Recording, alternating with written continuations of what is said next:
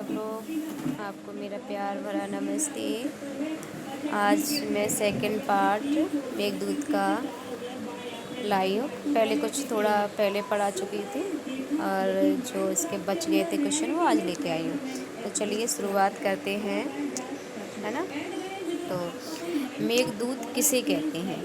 मेघदूत किसे कहते हैं? ये है मेघदूत किसे कहते हैं। तो मेघो दूतो अस्मिन् काव्ये, मेघो दूतो अस्मिन् काव्ये तत् मेघदूतम। यानी कि जिस में मेघ को दूत बनाया गया, जिस काव्य में मेघ को दूत बनाया गया हो वही क्या है? मेघदूत है। ठीक है।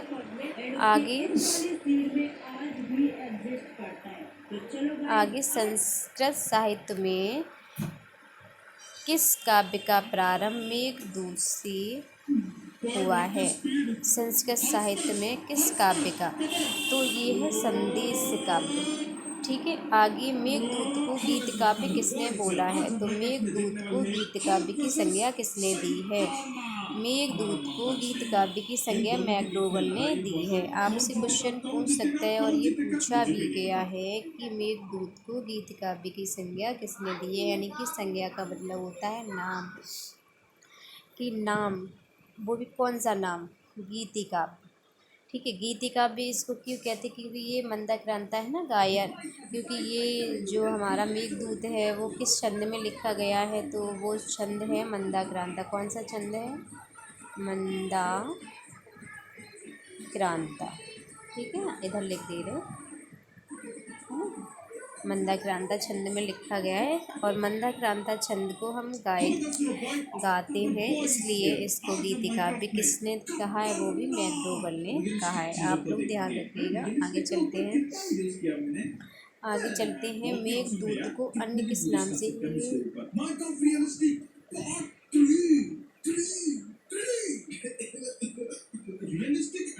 मेघदूत को अन्य किस नाम से जानते हैं? तो दूत काव्य के नाम से भी जानते हैं। यक्षों की नगरी कुबेर की राजधानी कहाँ थी? अलकापुरी थी। तो यक्षों की नगरी जो कुबेर की राजधानी थी, आपसे क्वेश्चन पूछा भी गया है कि कुबेर की राजधानी कहाँ थी। भले ही यक्ष की नगरी ना हो, लेकिन कुबेर की राजधानी तो पूछा ही गया है। तो कुबेर की राजधानी कहाँ थी? अलकापुरी थी। ठीक है। अलकापुरी थी कुबेर की राजधानी। आगे मेघदूत के अनुसार उज्जैनी का अपर नाम क्या है? ये भी क्वेश्चन पूछा गया है। क्या नाम है? विशाला, है ना। इसके वैसे तो इसके उज्जैनी के कई एक नाम भी आए हैं, लेकिन मेघदूत में इसका विशाला नाम है। इसको अवंती आदि कई एक बहुत से नामों से जाना जाता है ना। महाकाल की नगरी। पुष्कर और आवर्त वंश में किसे उत्पन्न बताया गया है? तो एक श्लोक आता है, तो उसमें मेघ को पुष्कर और आवर्त वंश में उत्पन्न बताते हैं। कौन कहते हैं ये पंक्ति? आपसे कि उस श्लोक को यक्ष ने बोला है। और फिर बोला जाए तो सारे श्लोक यक्ष ही बोलते हैं, उसमें किसी और ने कोई श्लोक बोला भी नहीं है। आगे चलती हूँ। अलका नगरी कौन सी थी? अलका नगरी के बाहरी उद्यान में किसे स्थित बताया गया है? अलका नगरी के बाहरी उद्यान में किसे स्थित?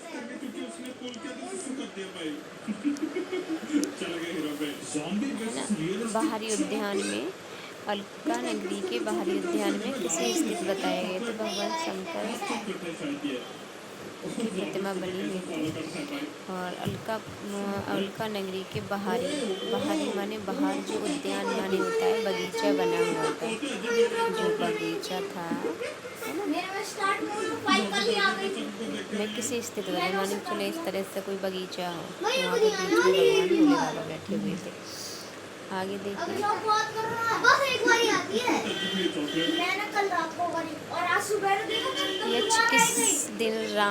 यक्ष किस दिन रामगिरी पर्वत पर एक मेघखंड को देखता है? यक्ष किस दिन?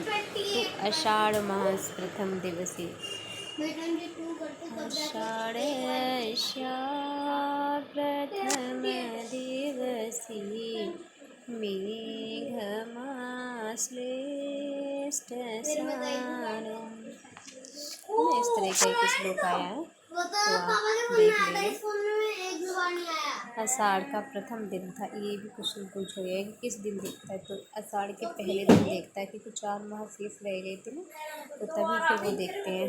फिर एक क्वेश्चन है क्रौंच रंध्र क्या है ना। तो एक क्रौंच रंध्र माने होता है एक जो कैलाश जाने वाले मार्ग पर स्थित एक दर्रा है। दर्रा होता है, बीच से जाने वाले दो पर्वत हैं, ये इस तरह से बीच से जाने वाले इस मार्ग को दर्रा कहते हैं। इस तरह से ये तो इसको दर्रा कहते हैं। तो आप लगा सकते हैं क्रौंच रंध्र क्या है, एक कैलाश जाने वाला एक दर्रा है। मंगलाचरण में कश्चित पद जो आया है ना, कश्चित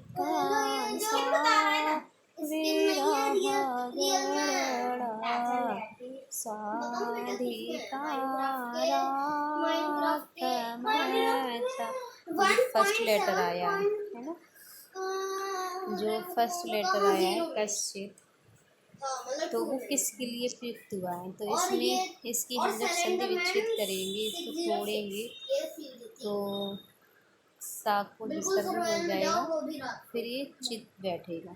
ठीक है, तो इस कहा का मतलब ब्रह्म हुआ और चित का भी मतलब ब्रह्मा ही हुआ है। ठीक है, इस तरह से ये होता है। तो आपसे पूछ लिएगा कश्चित से क्या मतलब हुआ, तो एक ही होता है ब्रह्म। ठीक है, ये आप याद कर लीजिएगा। मंगलाचरण में किसका प्रयोग है। अब आगे चलिए, आगे मंगलाचरण इसमें किस कोटि का है। शायद ये हम आपको बता चुके हैं, वस्तु निर्देशात्मक। आपको ध्यान नहीं, अगर आपको समझ नहीं आ रहा तो मैं बता दे रही हूँ। वस्तु निर्देशात्मक, निर्देशात्मक। ठीक है, वस्तु निर्देशात्मक इसका मंगलाचरण है। और पूर्व मेघ में किसका वर्णन है। पूर्व मेघ में रामगिरी से अलकापुरी के मार्ग का वो वर्णन करता है। कौन वर्णन करता है, आपसे पूछ लिया जाएगा, तो आपसे वर्णन करते हैं है ना, अलकापुरी के मार्ग का वर्णन आया है। यहाँ से अब हम पूछेंगे, तो अलकापुरी तक का मार्ग बताता है कौन, हमारे यक्ष बताते। किसको बताते हैं, मेघ को बताते हैं कि तुम रामगिरी, वो यक्ष कहाँ पर निवास कर रहे थे, अपना वो बना करके अपना आश्रम, तो रामगिरी पर्वत पर ही वो बना के अपना निवास कर रहे थे। तो वहीं पर उन्होंने दो पर्वतों के मध्य उन्होंने जब आषाढ़ का पहला दिन था तो मेघ को देखते हैं, तो उनसे याचना करते हैं, है ना। तो फिर उनको बताते हैं कि तुम इस तरह से इधर से जाना, इधर उत्तर दिशा की ओर फैला करना, ये करना है ना। तो उन्होंने पूरा रामगिरी से लेके पूरा अलकापुरी के मार्ग का वर्णन कर दिया है पूर्व मेघ में। अब आपसे पूछेगा कि द्वितीय में फिर क्या किया था, तो द्वितीय में उन्होंने अलकापुरी का पूरा मार्ग नहीं, अलकापुरी का ही वर्णन कर दिया है द्वितीय में। ठीक है, आगे चलिए। यक्ष कहाँ निवास करता था, तो अभी इसमें ही दिखा रहे हैं ना, रामगिरी पर्वत। ठीक है, अगर आपको दिखाई नहीं दे रहा तो हम यहाँ लिख दे रहे रामगिरी पर्वत। रामगिरी पर्वत पर निवास कर रहा था यक्ष। आगे चलिए, मेघ द्वारा, अगला है मेघ द्वारा संदेश भेजते समय यक्ष के साप की अवधि कितनी शेष रहेगी। तो ये भी कई एक बार क्वेश्चन पूछ जाता है कि 4 माह शेष बचे थे, 8 माह बीत चुके थे। अब बीते हुए भी पूछ सकता है, 8 माह 4 माह बीत चुके थे, इस तरह से आप बता सकते हैं। ठीक है, अब आ जाइए कि रामगिरी पर्वत का वर्तमान नाम क्या है। तो रामटेक के नाम से भी जाना जाता है इसको। ये तो हो सकता है पूछ ले, लेकिन रामटेक। आम्रकूट का वर्तमान नाम अमरकंटक है। अमरकंटक नाम है। अब रेवा नदी का पूछा। रेवा नदी का वर्तमान नाम है नर्मदा। और ये दसाड़ देश है। दसाड़ देश का नाम है छत्तीसगढ़। अब दसाड़ देश की राजधानी पूछी तो विदिशा थी। आप छत्तीसगढ़ के हिसाब से मत लगाइएगा कि छत्तीसगढ़ की राजधानी अभी कैसी है ना, रायपुर। तो दसाड़ देश का वर्तमान नाम छत्तीसगढ़ है। दसाड़ देश की राजधानी विदिशा नगरी है। और विदिशा का वर्तमान नाम क्या है? विदिशा है। ठीक है, विदिशा है। विदिशा में कौन सी नदी बहती थी? बेतवा, है ना। तो आप ध्यान रखते, बा से विदिशा, वा से बेतवा नदी, है ना। इस तरह से आप ट्रिक से याद कर सकते, तो ऐसे कर सकते हैं कि क्या है? वा से विदिशा, वा से बेतवा। अब आप ऐसे एक ट्रिक बता सकते हैं कि दिशा, तवा की दिशा मत बदलिए, तवा को उल्टा रखिए। इस तरह से आप याद कर सकती हैं ना। ट्रिक लगा लीजिए और याद कर लीजिए। ठीक है। और यहाँ पे अगर आपसे पूछे कि दसाड़ देश की राजधानी, तो विदिशा थी, ऐसे। तो यहाँ दशा तुम्हारी कैसी, यहाँ दिशा लिखा हुआ है, तो इस तरह से ये ट्रिक, जैसे दशा है इधर दिशा लिखा हुआ है, इस तरह से आपको ट्रिक से याद हो गई। इधर दिशा है तो इधर दिशा से तवा की दिशा मत बदलिए, तवा को उल्टा हम जब खाना बनाते तो रख देते हैं ना, बनाने के बाद। इस तरह से आप इसको ट्रिक से याद कर सकते भाई। मैं करती वैसे आपको बता रही हूँ। अवंती देश की राजधानी उज्जैनी थी, है ना। अवंती देश की राजधानी क्या थी? उज्जैनी थी। आगे चलिए, अब चलते हैं। उज्जैन किस नगर के किनारे, उज्जैन किस नदी के किनारे बसा था तथा मंदिर का क्या नाम? अब आपसे पूछ सकता है कि उज्जैन किस नदी के किनारे? उज्जैन है शिप्रा नदी के किनारे। इसको क्षिप्रा भी कहते हैं और कई जगह शिप्रा भी लिखा होता है। ठीक है, आप शिप्रा भी लिखा होता है। और मंदिर का तो ध्यान रहेगा सब लोगों को, महाकाल है, देवों के देव महाकाल का मंदिर है उज्जैन। ठीक है। आगे, देवगिरी पर्वत पर किसका मंदिर था? तो देवगिरी जो पर्वत था वहाँ पे कार्तिकेय का था। जो कार्तिकेय किसके पुत्र थे? आप सभी जानते होंगे, महादेव और माता पार्वती के पुत्र थे। ठीक है, माँ पार्वती के पुत्र थे। आगे 58 नंबर का क्वेश्चन, यक्षमेध की अर्चना किसके पुष्पों से करता है? ये भी क्वेश्चन मोस्ट इम्पोर्टेंट है। आई एम मोस्ट इम्पॉर्टेंट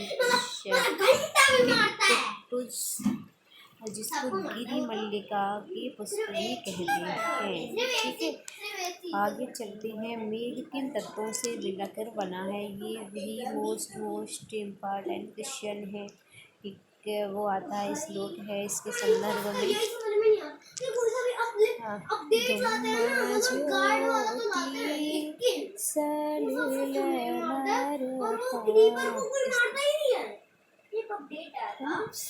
तो इस तरह से आगे मैं थोड़ा ध्यान भूल गई हूँ, बस मुझे थोड़ा याद नहीं अभी आ रहा है। आगे आप, यक्ष किस कारण से संदेश ले जाने का निवेदन करता है? तो कामार्ता के कारण, है ना। कामार्ता ही प्रकृति कृपण चेतन। ये सूक्ति बहुत इम्पोर्टेंट है।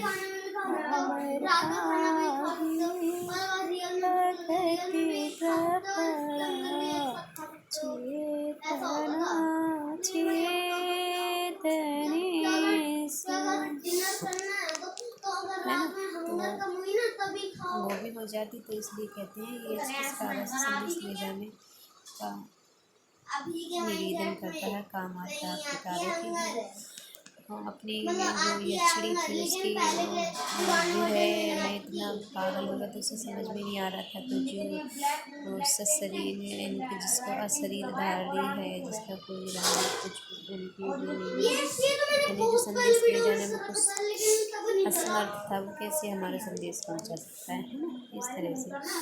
तो वो भूल ही गया था। तो यहाँ पे चेतना चेतन में कृपण कौन था?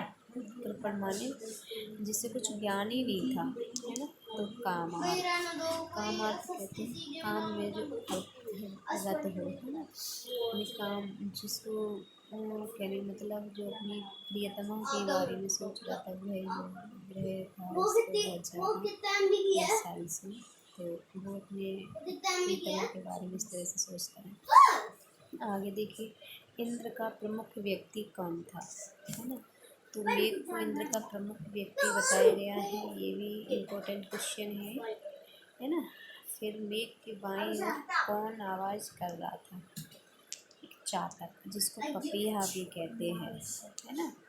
तो इस तरह से आप भ्रातृया किसको कहा गया? यक्षिणी को कहा गया, ये भी मोस्ट क्वेश्चन है। भ्रातृया यक्षिणी को कहा गया है। मेघ के बाईं ओर कौन आवाज़ शब्द कर रहा है? पपीहा। तो आप ये दोनों क्वेश्चन याद कर लीजिए। बाईं ओर, बाईं ओर का मतलब होता है कि मेघ अगर अच्छे रास्ते से जाएगा तो इधर पपीहा बोला था, और पपीहा बाईं ओर अगर बोला तो वो शुभ माना जाता है। क्या कहते हैं? शुभ माना जाता है। इसलिए वो कहते हैं पपीहा बोल रहा है तुम्हारा शुभ है, तुम जाओ, है ना। तो इस तरह से भ्रातृजाया। अब भ्रातृजाया माने भाई की जो जाया है, जो पत्नी है ना, किसको कहा गया है? यक्षिणी को। तो इस तरह से आगे क्वेश्चन बढ़ते हैं। स्त्रियों का आशाबंधन कैसा होता है? स्त्रियों का आशाबंधन कुसुम के समान होता है। सदृश माने समान होता है। आशाबंधन माने जो आशा का बंधन था, तो वहाँ पे आशा का बंधन इसलिए दिखाया गया है कि जैसे यक्षिणी अपने यक्ष के बिना यानी कि वो भी ग्रह व्याकुल थी, तो वो कहते हैं कि कुसुम के समय वो एक तो ये था कि वो दिन काट रही थी फूलों को गिन गिन के। तो आपको आगे क्वेश्चन मिलेगा कि वो अपने दिन कैसे व्यतीत कर रही थी। तो इसलिए कुसुम के समान होता है। कुसुम जैसे मुरझा जाता है फिर खिलता है, तो ऐसी आशा बंधी रहती है कि हमारा पति आज नहीं, कल नहीं, परसों आ ही गया, है ना। इस तरह से मेघ के मानसरोवर तट के साथी कौन थे? राजहंस थे। राजहंस भूख मिटाने के लिए चौच में क्या दबा के ले गए थे? मृणाल दबा के ले गए थे। ये क्वेश्चन है। मेघ कहाँ से विदा लेता है? तो आपको पता है श्री राम के चरण चिन्ह से युक्त रामगिरी से विदा लेता है। ठीक है, आगे चलिए। इंद्रधनुष से युक्त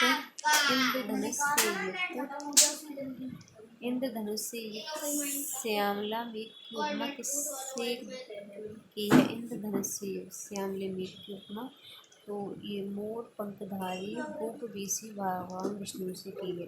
तो आपको इतना नहीं देख रहा, भगवान विष्णु ही दिया रहेगा, आप टिक कर देना, ठीक है। आगे चलिए। मेघ किस दिशा की ओर मुख करके चलता है? तो ये मैंने आपको बता दिया, उत्तर की ओर मुख करके चलता है। मेघ यात्रा में सर्वप्रथम क्या पड़ता है? तो मालव प्रदेश पड़ता है।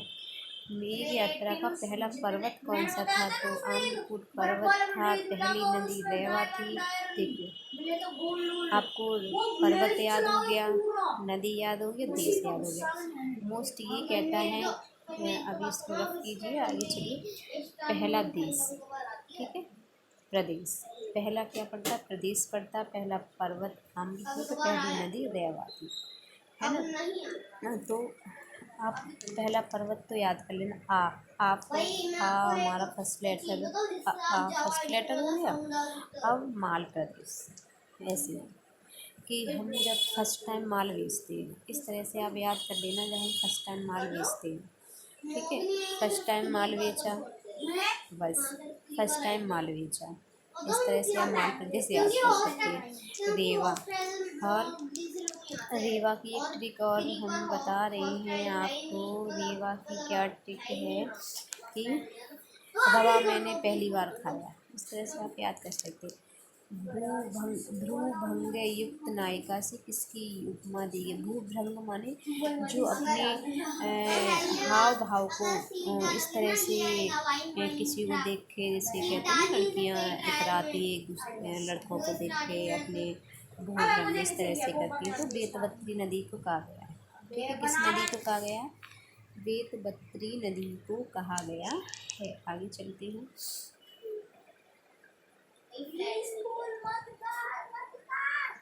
किस नदी के प्रवाह का किस नदी के प्रवाह किस नदी का प्रवाह बेड़ी के रूप में एक बेड़ी, यहाँ पे नहीं, एक बेड़ी होगा, एक बेड़ी के रूप में क्षीण हो गया था। तो वो थी निर्विंध्या नदी की बात। निर्विंध्या क्षीण माने जैसे इस तरह से जा रही थी, वो इधर वैसे थे, इधर उधर उधर जा रही, लेकिन वो सीधी एक बेड़ी जा रही थी।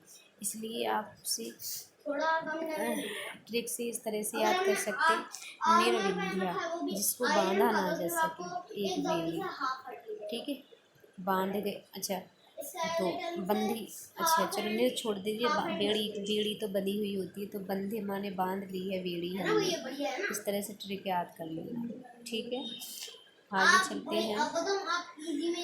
अवंती में वृद्धजन किसकी कथा कहा करते थे? वस्त्राज उद्यान की। ठीक है, उद्यान की कथा कह सकते थे। ये भी क्वेश्चन पूछा गया है, एलटी में भी पूछा गया है और यूपीटीजीटी में मैंने देखा है। तो अवंती में किसकी वृद्धजन कथा कहती थी? तो उदयन की। ठीक है, वत्सराज उदयन की। इस हाथी ने मदोन्नत होकर वेग से खूंटा उखाड़ दिया था। ये था नलगिरी नामक हाथी। हाथी का नाम पूछ सकते हैं कि वो हाथी का नाम क्या था मेघदूत में, जिसने मदमस्त होकर के खूंटा उखाड़ दिया था अपनी ताकत, तो वो था नलगिरी। ठीक है, आगे है। ज्ञाता साधु प्रव्रत जघना कोई तुम समर्था। है ना, ये किस नदी के लिए कहा गया है? ये गंभीरा नदी के बारे में कहा गया है। गंभीरा, देखो मैंने इसकी ट्रिक बनाई थी कि गंभीर है जिसका ज्ञात है स्वाद जिसका, या फिर हम इसको ज्ञात नहीं कर सकते। इस तरह मैंने ऐसे किया था, इसको ज्ञात नहीं कर सकते, भले इसमें ना नहीं दिया गया है, जिसको पाने में हम असमर्थ हो। समर्थ है लिखा, असमर्थ आप पढ़ लो। ठीक है, और वो होता है गंभीर बात, है ना। तो इस तरह से हमने इसकी ट्रिक बनाई थी, जिसको ज्ञात नहीं कर सकते वो गंभीर है, गंभीर विषय है, ऐसे हमने याद किया था। तो आप इस तरह से इसको रिलेट कर सकते हैं। बाकी आपके ऊपर है, आप कैसे पढ़े। आगे पढ़िए। महाराज रंती देवी यस रूपा नदी कौन सी थी? तो चरणवती नदी थी, जो कि दसपुर नगर में बहती थी। महाराजा किसकी थी? रंती देव की। ठीक है, आपसे क्वेश्चन पूछ लिएगा। रंती देव की यस रूपा, यस को बढ़ाने वाली नदी का नाम क्या था? तो चरणवती नदी थी। ठीक है, कौन सी नदी थी? चरणवती नदी, जो कि दसपुर में बहती थी। बलराम ने मदरा त्याग कर किस नदी का जल पिया था? तो सरस्वती का जल पिया था। सरस्वती नदी जो कि कुरुक्षेत्र में बहती है। कहाँ बहती है? कुरुक्षेत्र में बहती है। ठीक है, कुरुक्षेत्र में बहती है। जहानु कन्या किस नदी के लिए प्रयुक्त हुआ था? जहानु कन्या गंगा नदी के लिए प्रयुक्त किया था। सर्वजन क्रौंच रंध्र का जो अपर नाम, अपर माने जो दूसरा नाम है वो क्या है? हंसद्वार है। जीमूत किसके लिए प्रयुक्त हुआ है? तो जीमूत वाहन, इस तरह से किस लोक में वो जीमूत के लिए प्रयुक्त हुआ है। ये भी क्वेश्चन पूछा गया है, क्योंकि जीमूत से तो हम लगा ही नहीं सकते ये के लिए आया है, क्या आया है ना। तो इस तरह से, इसलिए इसको कठिन वर्ड के रूप में भी देख सकते, लेकिन आप याद कर लो जीमूत इसके लिए। और एक आता है शिलींद्र पुष्प का अर्थ क्या है? तो कुकुरमुत्ता का फूल। कुकुरमुत्ता के फूल, जिसको कुकुरमुत्ता आपने देखा होगा, इस तरह का ये कोई वो होता है, इस तरह का एक पौधा होता है। पौधा नहीं, जो बारिश के मौसम में खेतों में और जो गांव में आपने देखा हो, जो कूड़ा कचरा लोग डालते हैं, वहाँ पे ये जमाते, वाइट कलर का होता है। तो इसको संस्कृत में शिलींध्र कहते हैं। ठीक है, कौन सा पौधा कहते हैं? शिलींध्र कहते हैं। और जिसको कुकुरमुत्ता कहते हैं। और इसको इसे क्या कहते हैं, चलिए आगे चलिए। और इसके इंग्लिश में श्राप का दिन क्या था, तो देव प्रबोधिनी एकादशी को श्राप मिला था, है ना। तो आपसे पूछ सकता है कि श्राप, यक्ष को श्राप किस दिन मिला था, तो वो एकादशी का दिन था और देव प्रबोधिनी का दिन था। ठीक है। यक्ष का सेवक भी पूछा गया है, तो यक्ष का सेवक कुबेर था। ठीक है। यक्ष का ग्रह किस वृक्ष के सम्मुख था, ये भी क्वेश्चन पूछा गया है, तो मंदार वृक्ष था। आप ध्यान लगा दीजिए, मंदार का वृक्ष था, मंदार का वृक्ष था। यक्षिणी ग्रह के दिनों की गणना किसके समान करती है, तो पुष्प माध्यम पुष्प के माध्यम से करती है। किसके माध्यम से करती है, तो पुष्प के माध्यम से करती है। आगे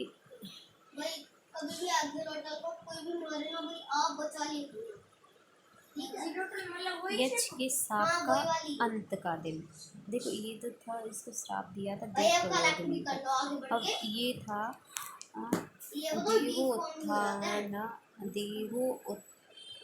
देवोत्थान पुण्यकादशम।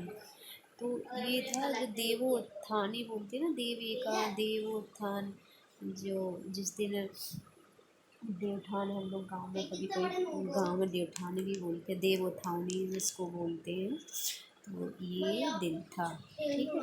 यक्ष की पत्नी का निवास स्थान क्या था, तो अलकापुरी था। ठीक है। आगे